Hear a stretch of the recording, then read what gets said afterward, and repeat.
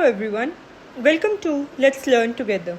Here I share my notes and brief explanations of various topics centered around geography and its other subdisciplines. You can find different sections of various subdisciplines in the playlist of the channel. If you are new to this channel, then do subscribe and support us by sharing your valuable feedback. You can also connect to us through YouTube, Facebook, or Instagram under the handle Let's Learn Together. Hello everyone, welcome back to a new video and हम discuss कर रहे हैं class 6 की geography NCERT and today we will be discussing the last chapter of this series या फिर last chapter of geography NCERT, that is chapter 8 India, climate, vegetation and wildlife. इस chapter में हम तीनों चीजें डिस्कस करेंगे, इंडिया का क्लाइमेट भी, वेजिटेशन भी एंड उसका वाइल्ड लाइफ भी। सबसे पहले हमें ये जानना जरूरी है कि वेदर क्या है। Before we start the chapter ये बहुत जरूरी है जानना कि वेदर क्या है। तो वेदर की जब हम बात करें, it is a day to day changes. हर दिन, हर समय जो आपका हम आसपास में वातावरण देख रहे हैं उसमें क्या क्या बदलाव आ रहे हैं, दैट इज आवर वेदर। अब वो कुछ भी हो सकता है, जैसे हम सुबह जब उठते हैं तब टेम्परेचर हल्का कम होता है, हल्की हल्की ठंड होती है उस समय। दोपहर में जब देखें तो बहुत ही ज्यादा गर्मी होती है उस समय, एंड जैसे ही शाम आती है तो वो टेम्परेचर फिर से कम होने लग जाता है, तो हम हल्का सा ठंडक फिर से हो जाती है आपके एनवायरमेंट में।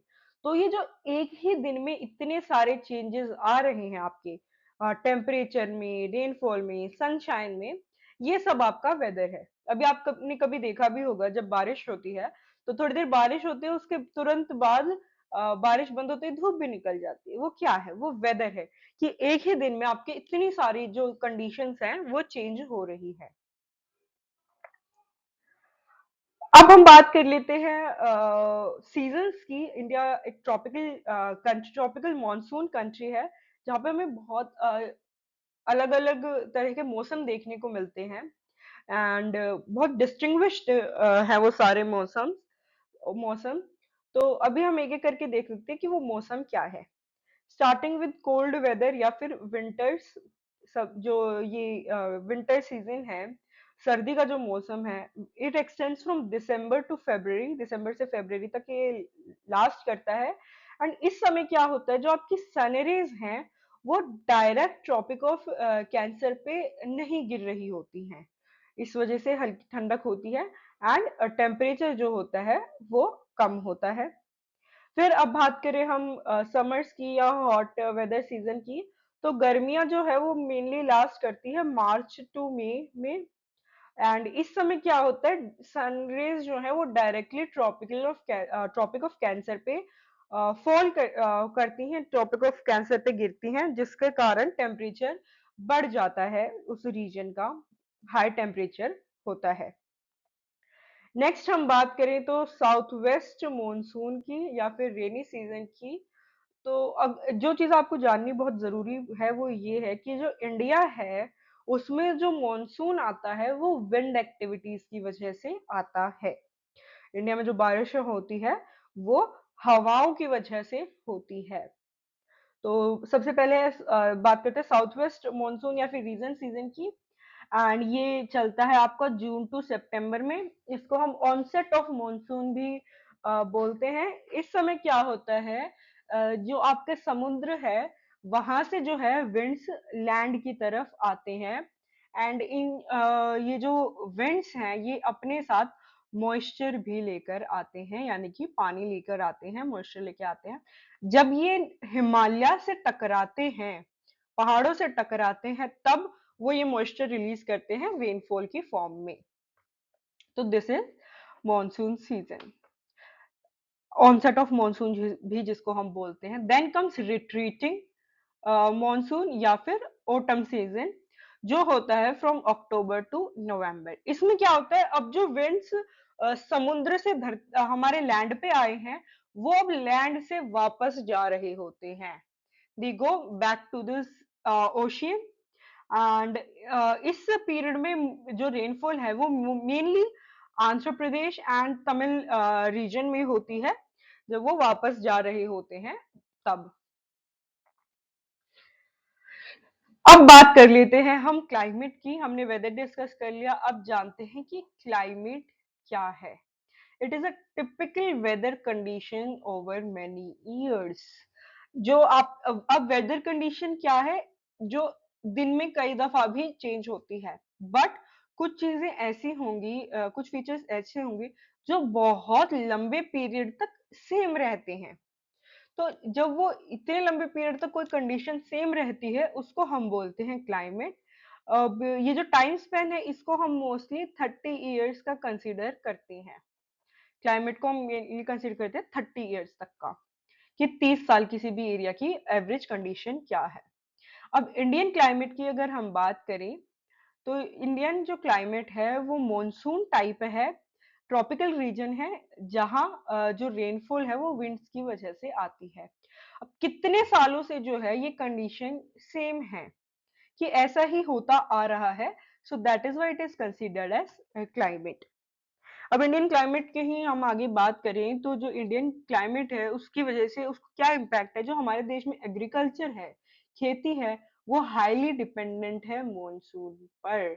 यानी कि अभी भी इरिगेशन कुछ जो आर्टिफिशियल इरिगेशन टेक्निक्स है वो हर जगह नहीं पहुंची है।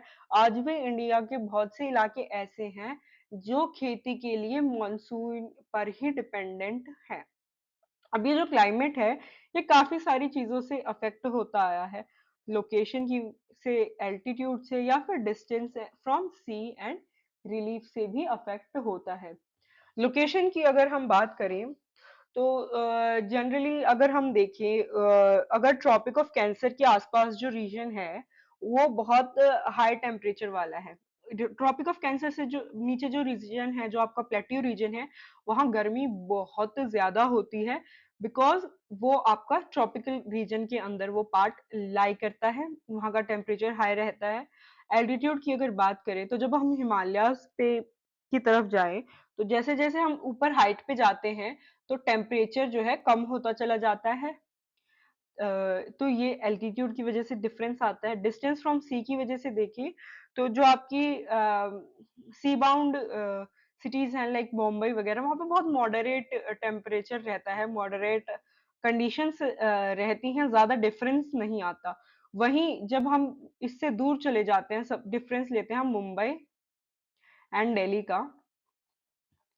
दिल्ली में हम सर्दी भी महसूस करते हैं, गर्मी भी महसूस करते हैं, एंड बारिश भी होती है दिल्ली में।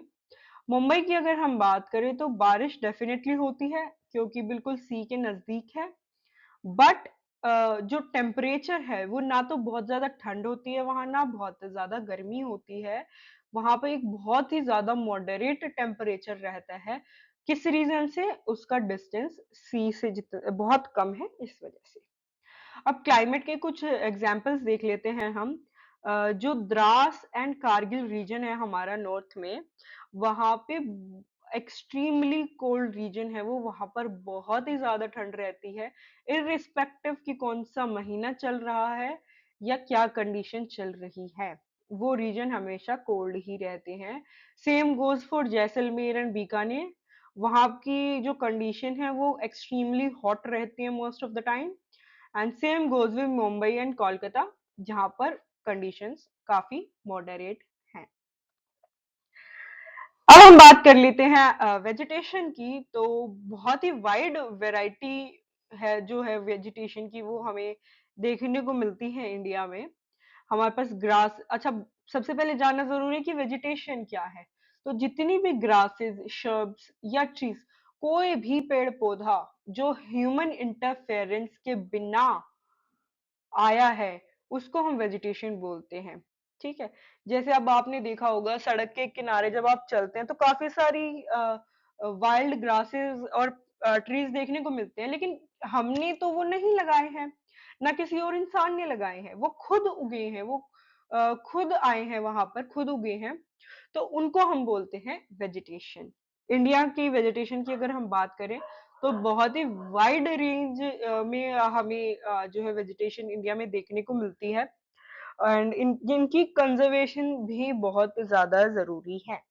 अब मैंने बोल तो दिया कि वाइड रेंज अवेलेबल है, इसका रीजन क्या है?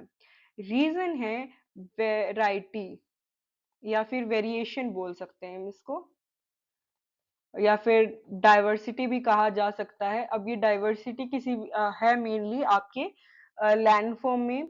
हमारे पास हिमालयाज हैं सबसे पहले।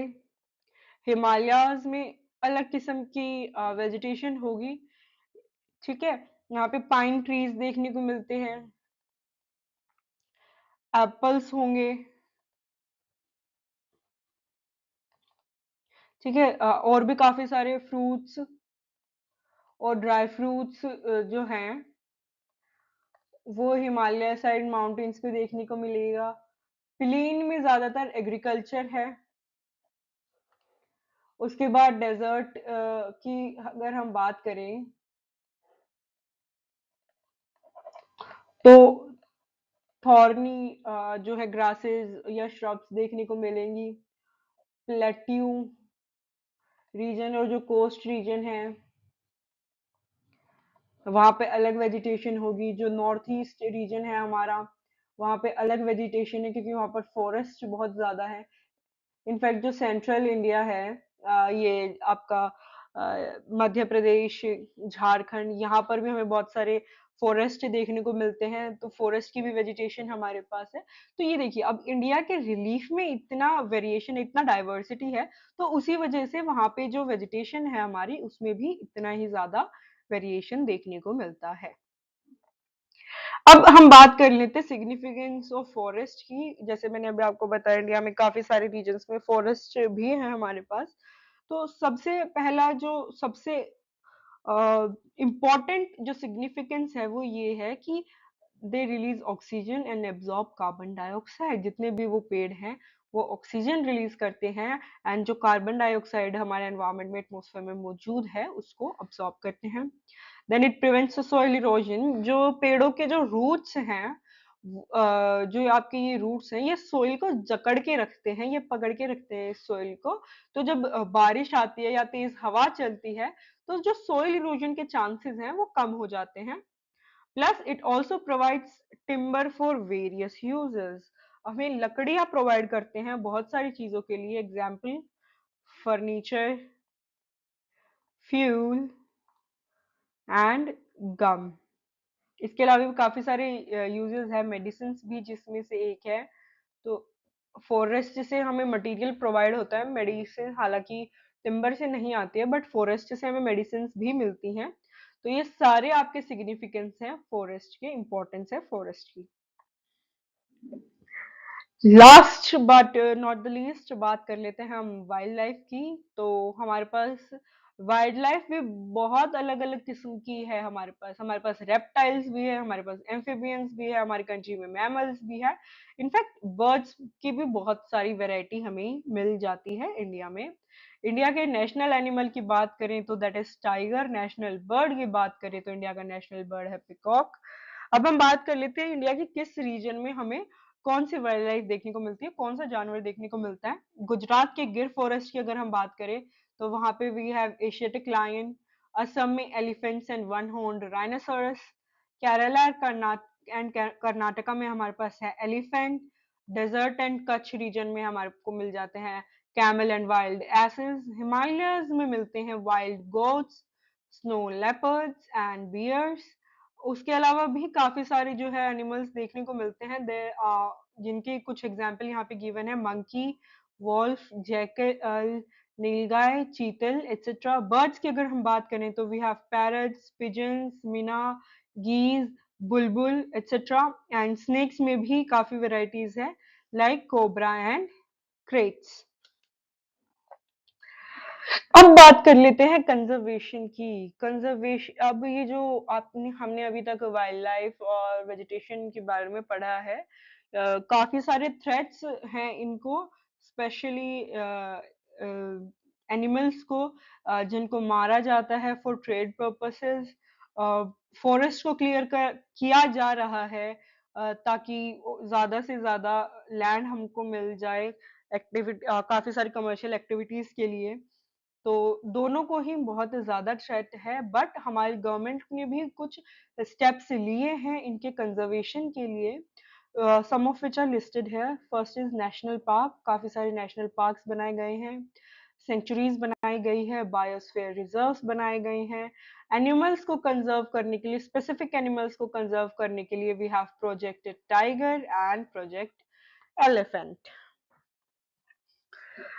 That was all for today. Thank you very much for being patient with me and connecting to this video. And इसी के साथ हमारी जो क्लास 6 है, क्लास 6 की ज्योग्राफी एनसीईआरटी है, वो आज कंप्लीट होती है। Thank you. Thank you for being part of this video, and if you liked it, do not forget to share it with your friends and family, and also subscribe to our channel and press the bell icon.